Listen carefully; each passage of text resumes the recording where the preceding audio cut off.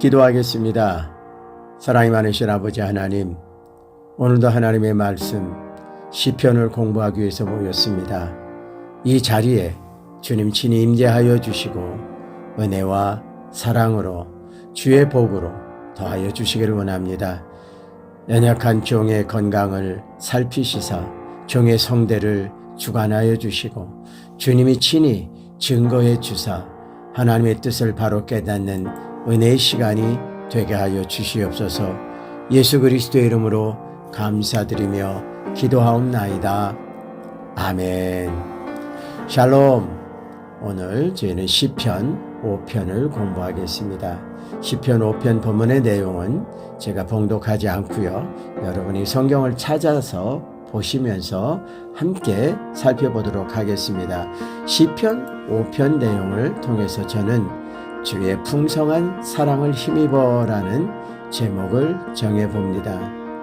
본시의 내용은 다윗이 하나님을 진정으로 의지하며 하나님께 기도한 내용입니다. 다윗이 아주 어려운 상황에서 하나님의 성전을 향하여 기도를 드리고 있는 모습이죠. 시편 내용 가운데서 다윗이 얼마나 긴급하고 어려운 상황에 처해 있었는지 본문이 잘 나타내주고 있습니다. 본 시편의 배경에 대해서는 자세하게 설명이 되어 있지 않습니다. 그러나 일반적으로 학자들의 견해에 의하면 다윗의 아들 압살롬이 반역을 일으키기 직전 상황에서 아들의 반역을 직감하고 위기의 상황을 내다본 다윗이 하나님을 의지하며 기도한 내용으로 알려지고 있습니다. 1절 서두에 보면 다윗의 시, 인도자를 따라 관악에 맞춘 노래 이렇게 기록이 되어 있죠.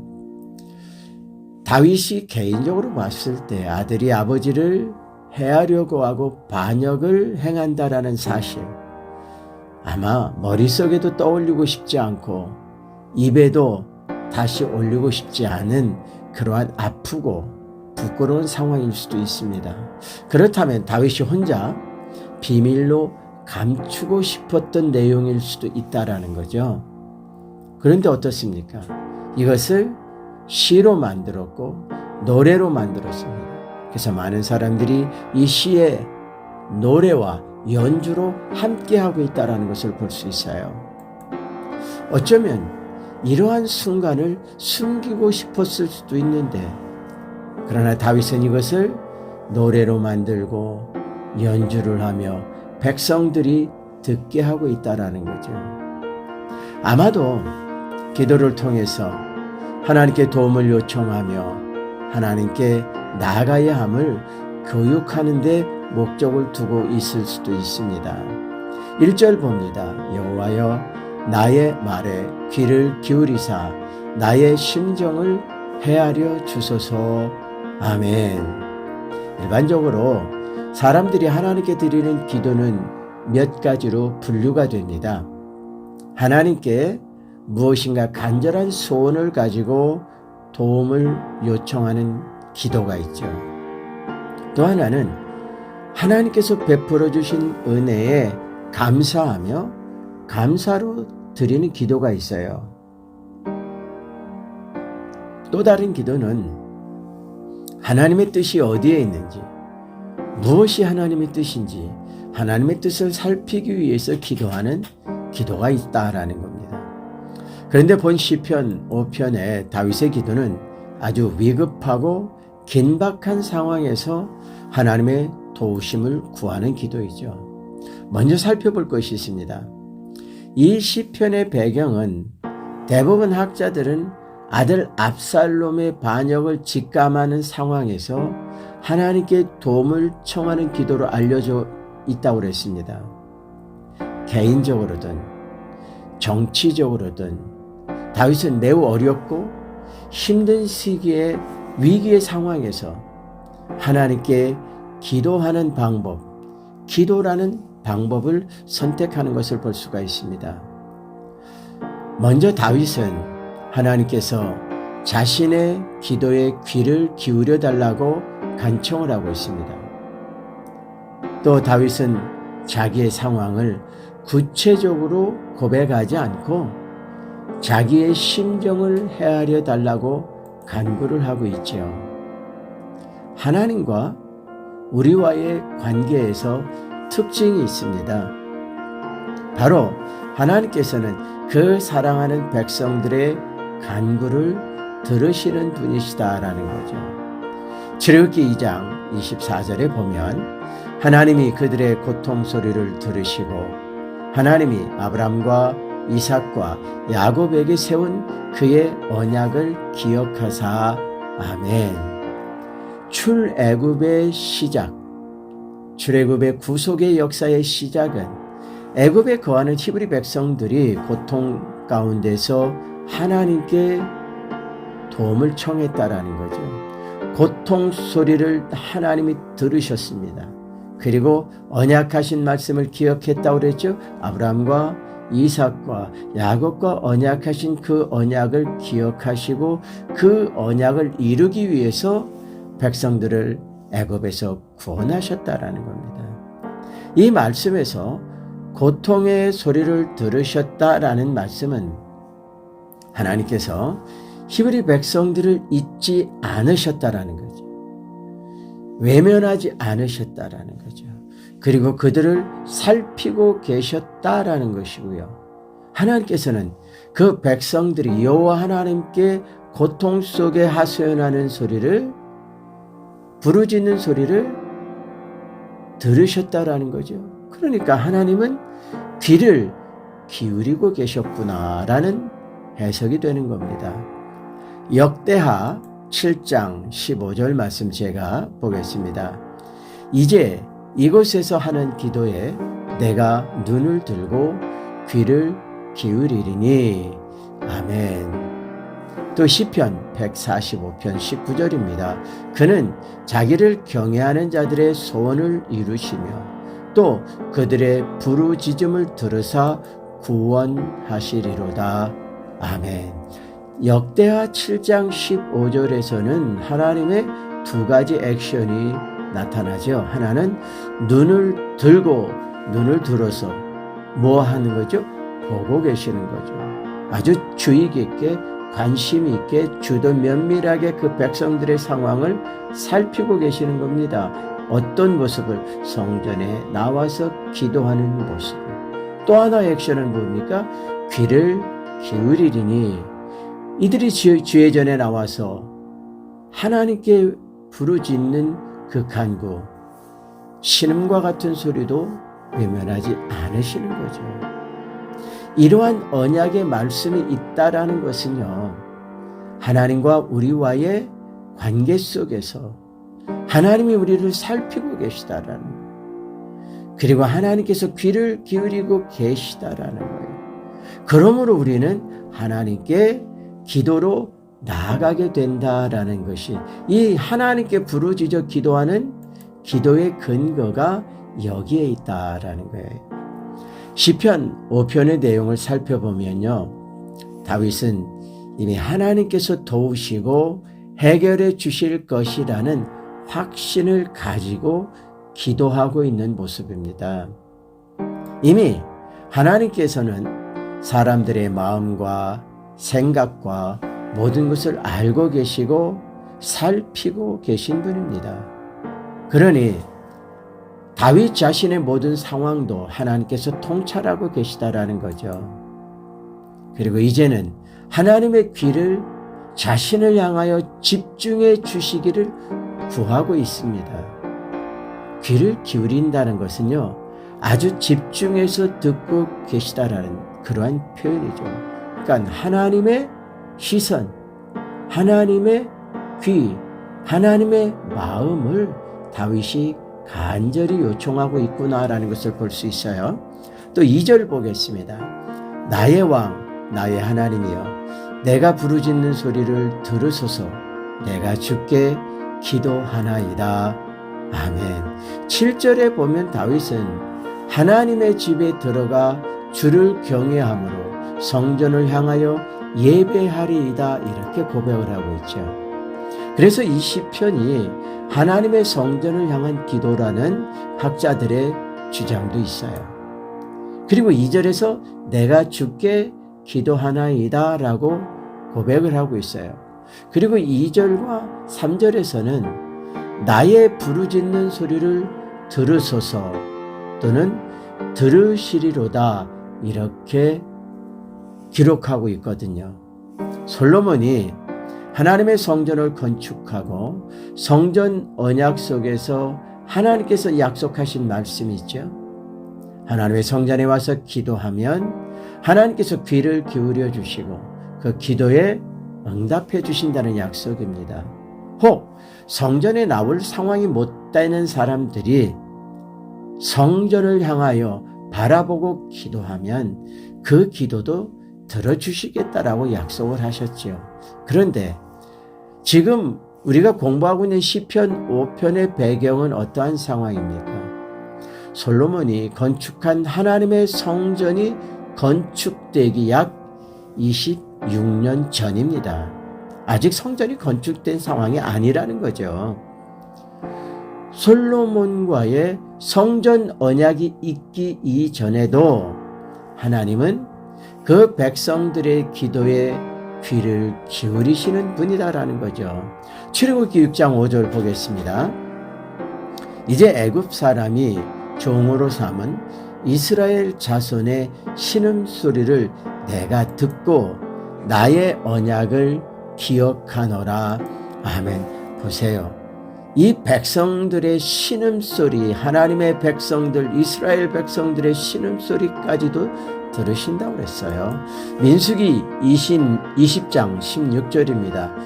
우리가 여호와께 부르짖었더니 우리 소리를 들으시고 천사를 보내사 우리를 애굽에서 인도하여 내셨나이다. 아멘. 보세요. 하나님은 이전에 솔로몬 언약 이전에 성전 언약 이전에도 백성들의 간구에 신음소리에까지 귀를 기울이신다라는 겁니다. 사무엘하 24장 25절 보겠습니다.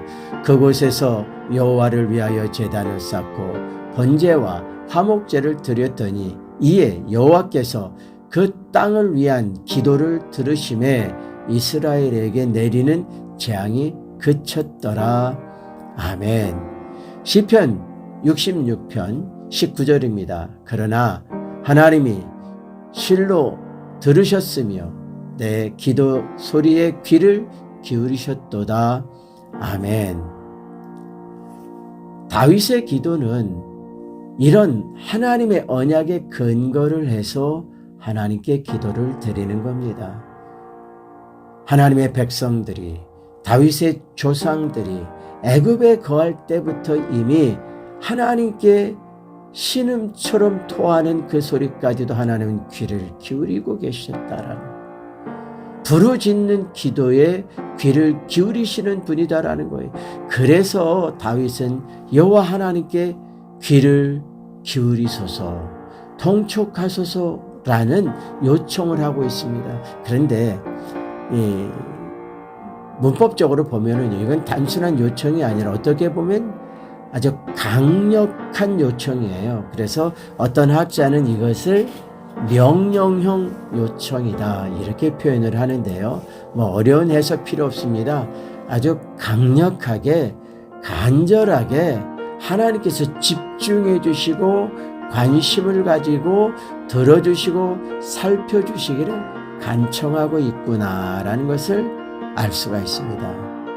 이 2절 말씀에 보면요, 다윗은 하나님께서 자기의 왕이라고 고백을 하고 있죠. 자기를 이스라엘의 왕으로 세우신 분이 하나님이십니다. 그러나 다윗에게 있어서 여호와는 왕이시며 자신의 하나님이셨어요. 그래서 여기 하나님이라고 표기된 내용 히브리어를 보면 엘로힘이라는 단어가 쓰여지죠. 창조주요 권능의 하나님이라는 거예요. 그리고 왕이라는 표현이 있죠. 왕은 이제 히브리어로 멜라크라는 단어가 쓰여지거든요. 여기 하나님은 모든 피조물, 만물의 통치자이시다라는 것을 고백하고 있는 겁니다. 이 말씀에서 하나님께서 진정한 이스라엘과 만물의 통치자이시다라는 것을 다윗이 고백을 하고 있어요. 그러므로 다윗의 기도는 창조주가 되시며 통치자가 되시며 전능한 하나님이시며 자신의 왕, 주이신 하나님께 구하고 있다라는 거죠. 3절 봅니다. 여호와여, 아침에 주께서 나의 소리를 들으시리니 아침에 내가 주께 기도하고 바라리이다. 아멘. 내가 주께 기도하고 바라리이다, 이렇게 표현하고 있죠. 이게 한국어 표현이에요. 그런데 원문 해석은 조금 다르게 나와요. 내가 당신을 위해 재물을 벌려놓고 아침에 당신을 바라봅니다 라는 의미거든요. 이것은 하나님께 드릴 번제의 재물을 잡아서 벌려놓고 제사를 드리면서 하나님의 은혜를 구하며 기도한다라는 거죠. 이것은 무엇을 의미하느냐면요, 다윗은 여기에서 자신이 마치 하나님 앞에 드려지는 제물처럼 온전히 자신의 희생을 드린다라는 간구입니다. 그러니까 기도 한편에도, 부르짖는 간구에도 다윗은 마치 희생의 제물이 자기가 된 것처럼 자신의 생명을 드리듯 기도하고 있구나라는 것을 알 수가 있어요. 다윗의 일생에서 가장 소중하게 생각한 것이 무엇인지 아세요? 바로 하나님 앞에 드리는 제사였습니다. 또한 그는 하나님의 말씀을 항상 묵상하며 그 말씀을 마음에 새기고 암송하는 사람이었어요. 제사와 하나님의 말씀은 다윗과 하나님의 관계를 아주 아름답게 이어주는 역할을 했다고 생각했던 거죠. 제사장들이 하나님께 드리는 매일의 상본 제사 중에 특히 아침에 하루를 시작하면서 하나님께 드리는 제사로 시작하지 않습니까?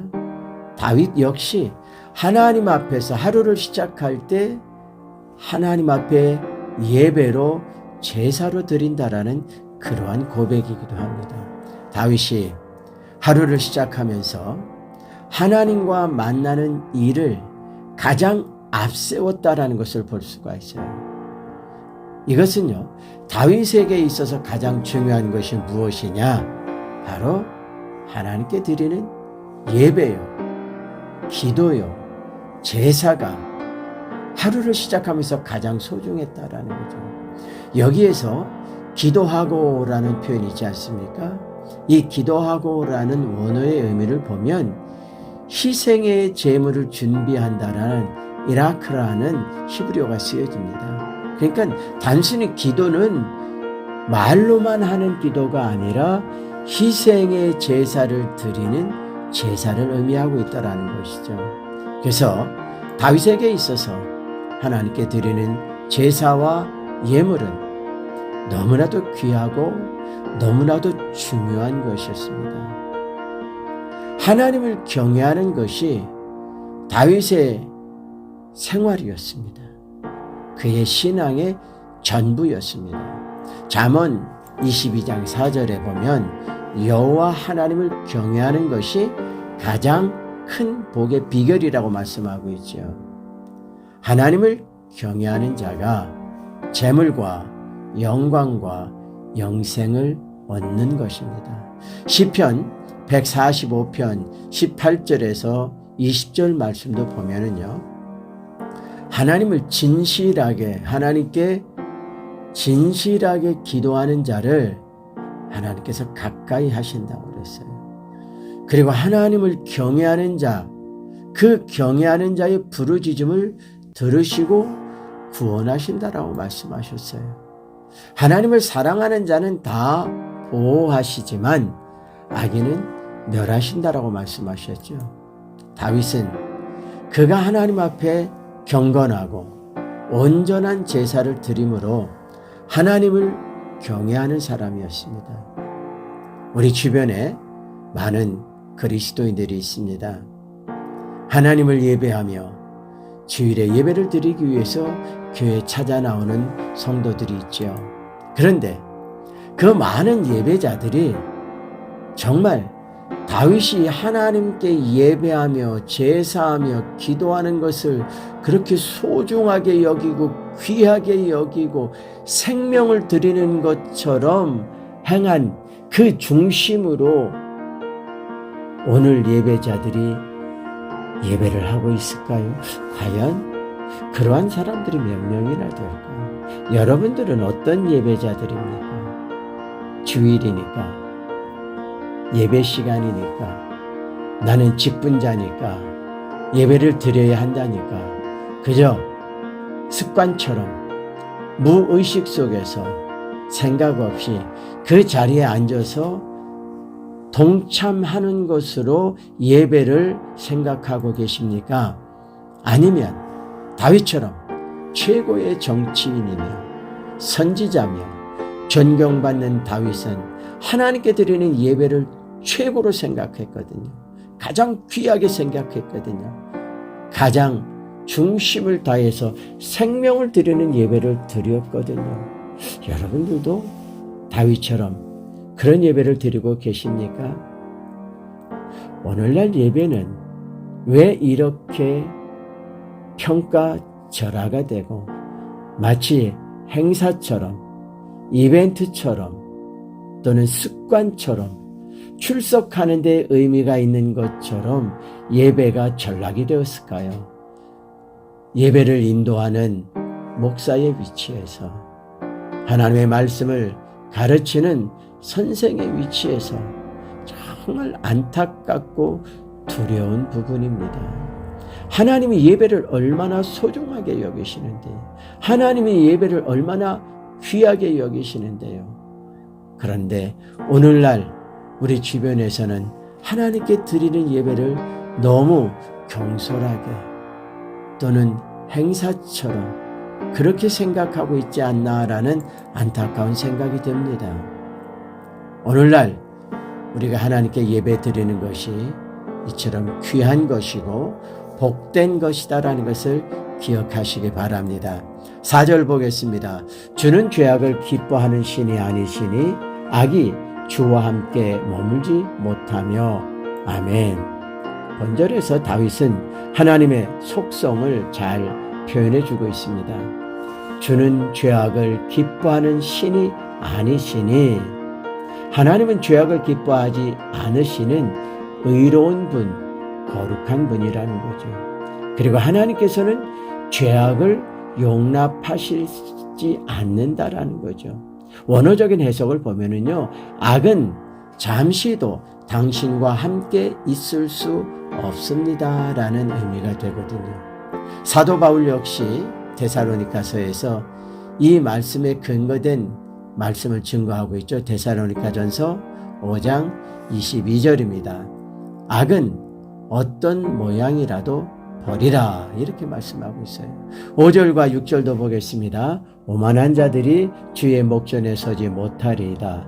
주는 모든 행악자를 미워하시며 거짓말하는 자들을 멸망시키리이다. 여호와께서는 피 흘리기를 즐기는 자와 속이는 자를 싫어하시나이다. 아멘. 여기 보면 오만한 자는 그랬죠. 오만한 자를 이 히브리어 원어를 보면은요, 자신을 자랑하거나 자신을 찬양하는 교만의 극치의 모습을 보여주고 있는 용어가 쓰여져요. 다른 말로는 미친 자라고 해석하기도 합니다. 하나님 앞에서 사악한 죄가 용납되지 못함을 말씀하고 있어요. 그리고 이 5절과 특히 6절에 보면 거짓말하는 자, 속이는 자 여호와께서 싫어하신다고 그랬죠. 현대 교인들은 거짓말과 남을 속이는 것을 죄가 아닌 것처럼 생각하는 아주 무서운 상황이 전개되고 있어요. 거짓말하는 것, 남을 속이는 것, 하나님이 싫어하십니다. 거짓말하는 자는 멸망시킨다고 그랬습니다. 꼭 기억하시기 바랍니다. 7절 봅니다. 오직 나는 주의 풍성한 사랑을 힘입어 주의 집에 들어가 주를 경외함으로 성전을 향하여 예배하리이다. 아멘. 다윗은 자신이 처한 상황은 말로 표현하기조차 곤란하고 어려운 고난의 상황이었습니다. 그런 상황에서 자신의 힘이나 군대를 의지하지 않고 하나님의 성전을 사모하고 하나님께 예배함으로 하나님의 도우심을 구하고 있다라는 것을 알 수가 있습니다. 여기에서 하나님의 자비를 구하고 하나님의 은혜를 구한다고 표현하고 있죠. 여기 사용된 용어가 있습니다. 용어가 바로 헤세드라는 용어가 여기에 사용되는 것을 볼 수가 있습니다. 주의 풍성한 사랑, 이게 바로 헤세드라는 용어가 쓰여지거든요. 하나님의 신실하심, 하나님의 인자하심, 하나님의 귀한 사랑을 표현할 때 사용되는 히브리어입니다. 그렇다면 어떻게 이런 표현이 나오게 되었을까요? 다윗이 하나님의 뜻에 의하여 왕으로 기름 부음을 받게 되던 때가 사무엘상 16장에 나타나죠. 그때가 다윗의 나이 약 15세경이었습니다. 그리고 본 시편의 배경은 사무엘하 15장의 배경이 되어 있는데 약 40여 년이 지난 뒤입니다. 무엇을 말씀드리려고 하는 거냐면요. 어렵고 힘들고 위험한 상황에서도 다윗은 하나님의 풍성한 사랑을 표현할 수 있다는 것은 40여 년 동안 이 다윗이 여호와 하나님의 풍성한 은혜를 힘고 충만한 여호와 하나님을 체험한 영적 체험이 있기에 이런 고백이 나오는 것이다라는 표현입니다. 다윗의 일상에 보면은요, 참 많은 하나님의 은혜와 사랑을 경험합니다. 수많은 위기와 어려움의 때에 하나님의 구원을 체험하게 되죠. 그 모든 다윗의 체험이 시편에 그대로 다 배어서 증거가 되고 있습니다. 현재 이 상황도 다윗은 말로 표현하기조차 고통스러운 상황이잖아요. 그런데 과거에도 하나님은 도우셨고 과거에도 하나님은 구원해 주셨기에 여기에서도 나를 도우실 것을 확신합니다라는 거예요.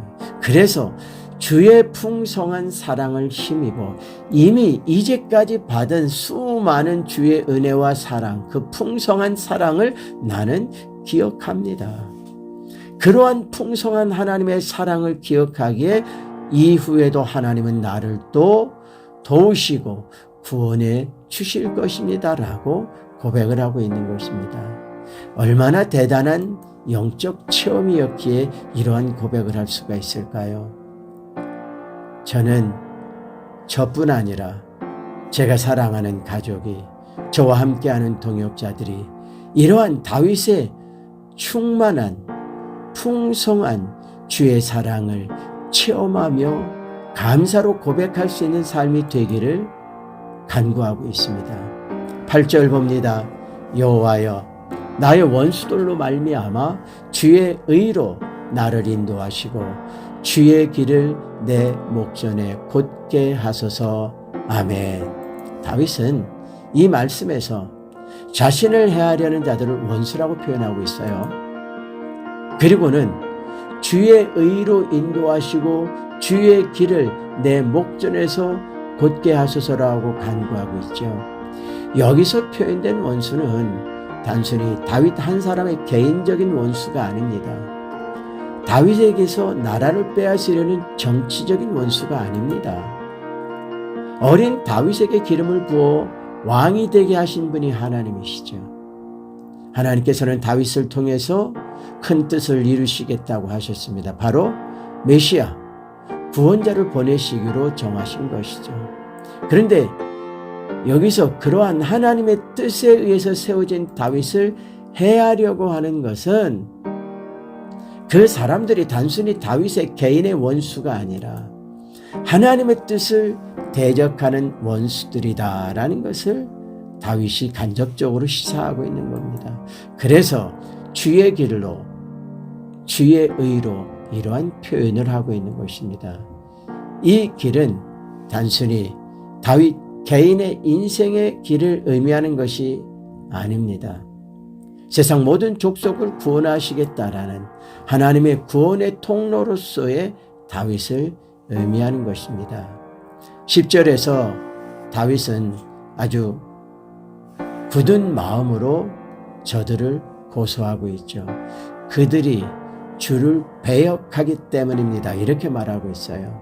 이 말씀은 그 죄인들이 하나님의 뜻을 순종하지 않고 하나님을 대적하기 때문이라는 그 분명한 이유를 밝히고 있습니다. 11절, 12절도 보겠습니다. 그러나 주께 피하는 모든 자들은 다 기뻐하며 주의 보호를 말미암아 영원히 기뻐 외치고 주의 이름을 사랑하는 자들은 주를 즐거워하리이다. 여호와여, 주는 의인에게 복을 주시고 방패로 함같이 은혜로 그를 보호하시리이다.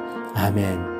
여기 보면 주께 피하는 자는 이런 고백이 있죠. 시편 18편에도 여호와는 나의 반석이시요 나의 요새시요 나를 건지시는 이시요 그랬어요. 여호와 하나님은 다윗의 방패시며 구원의 뿌리시며 산성이라고 그랬어요. 또 시편 18편 30절에서도 보면 그는 자기에게 피하는 모든 자의 방패가 되신다고 그랬죠. 시편 34편 8절에도 보면 너희는 여호와의 선하심을 맛보아 알지어다. 그에게 피하는 자는 복이 있도다. 아멘. 고난 중에, 반난 중에, 어려움 중에, 위급한 상황 중에 있는 성도들이 찾을 곳은 어디입니까? 피난처 대신 주님의 품입니다. 그 속에서 위로를 얻고 그 속에서 평안을 얻고 그 안에서 즐거움과 감사를 얻게 되는 것입니다. 본문의 말씀에서 다윗은 어려움과 위기의 상황에 있지만 피난처인 하나님을 의지했습니다. 다윗은 현재의 상황이 고난과 위기의 상황이지만 이미 하나님께서 자신을 보호하시고 구원하시고 도우실 것에 대한 확신을 가지고 있습니다. 전능하신 하나님께서 자신을 위하여 역사하실 것에 대한 결론을 이미 알고 있지요. 그런 고백을 하고 있는 것입니다. 시편 18편 8절 9절을 보겠습니다. 나를 눈동자같이 지키시고 주의 날개 그늘 아래에 감추사 내 앞에서 나를 압제하는 악인들과 나의 목숨을 노리는 원수들에게서 벗어나게 하소서. 아멘. 다윗이 철저하게 하나님을 의지하고 있으며 하나님을 의지하며 하나님께 속한 자가 보호하심과 인도하심을 받을 뿐 아니라 기쁜 즐거움을 얻을 수 있다는 확신을 가지고 있습니다. 하나님을 의지하기에 자기 자신을 하나님께 맡긴다라는 거죠. 시편 54편 4절입니다. 하나님은 나를 돕는 이시며 주께서는 내 생명을 붙들어 주시는 이시니이다. 아멘.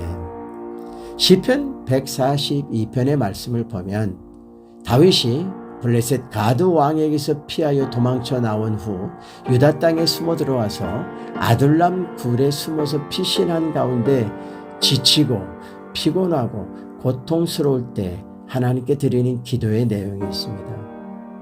자신이 세상 어느 곳에도 숨을 곳이 없고 피할 곳이 없다고 하소연하고 있죠. 한번 보겠습니다. 시편 142편 4절입니다. 오른쪽을 살펴보소서.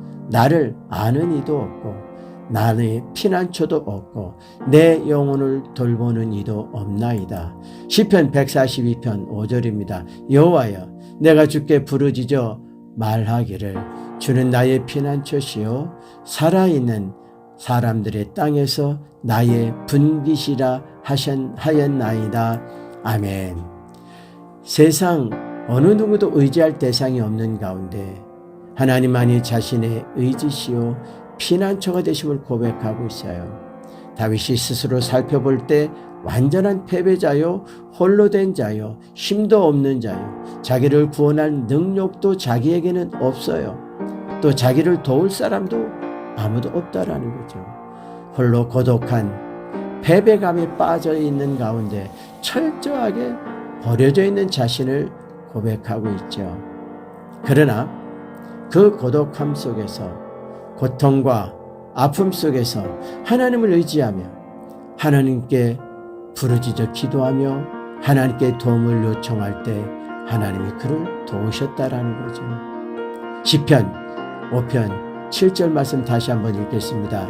오직 나는 주의 풍성한 사랑을 힘입어 주의 집에 들어가 주를 경외함으로 성전을 향하여 예배하리이다. 아멘. 하나님을 아는 대상이 아니라 하나님을 경험하고 하나님과 하나가 되어야 함을 고백하고 있는 말씀입니다. 하나님은 배워서 이해하는 분이 아닙니다. 나와 함께 하시며 내 사랑에 깊이 빠져, 그 하나님의 사랑에 깊이 빠져 들어가야 되는 것입니다. 다윗은 온전히 하나님을 의지했습니다. 다윗은 가장 고통스러운 상황에서 하나님께 기도라는 방법을 선택했습니다. 다윗은 자기를 구원한 자가 하나님이심을 확신하며 그 간구로 여호와께 기도하고 있다라는 것입니다. 기도하겠습니다. 구원의 하나님 감사합니다. 은혜의 하나님 감사합니다. 우리의 돕는 자가 되어주시며 우리의 의지의 주가 되시며 우리를 붙들어 주시는 하나님, 우리가 피할 수 있는 피난처가 되시는 하나님 감사합니다. 다윗은 말로 표현하기 어렵고 힘들 정도의 위기와 고난과 아픔의 상황에 처해 있었지만 여호와 하나님을 의지하며 그동안 그의 인생 속에서 그가 경험한 하나님의 풍성한 사랑을 고백하며 하나님께 도움을 요청하며 기도하는 모습을 보여주고 있습니다. 우리에게도 다윗이 경험한 하나님의 사랑에 대한 풍성한 경험, 하나님의 은혜에 대한 풍성한 경험, 하나님과의 관계 속에서 경험한 깊은 영적 체험을 허락해 주시옵소서. 예수님의 이름으로 감사드리며 기도하옵나이다. 아멘.